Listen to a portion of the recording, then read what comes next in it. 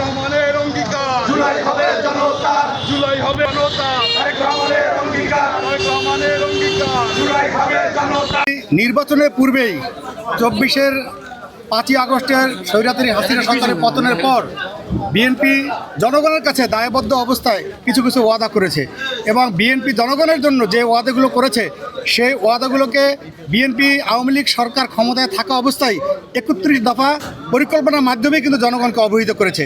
তারপর আবার বিএনপি যখন স্বৈরাচারী হাসিনা সরকারের পতন হয় তারপর সমস্ত দলকে নিয়ে আবার কিন্তু একটি পরিকল্পনা করেছে।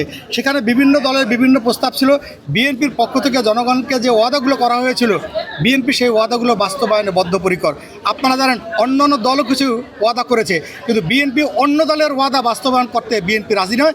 বিএনপি জুলাই সনদে যেই অবস্থায় স্বাক্ষর করেছে বিএনপি সেই অবস্থায় জনগণের সেই ওয়াদাগুলো বাস্তবায়ন করতে চায়। এখন কিছু কিছু রাজনৈতিক দল তাদের রাজনৈতিক এজেন্ডা বাস্তবায়ন করার জন্য তারা জুলাই সনদে তাদের মনমত কিছু আইটেম তারা সেখানে ঢুকাতে চায়, যেগুলো জাতীয় সংসদে তারা পাশ করতে চায়।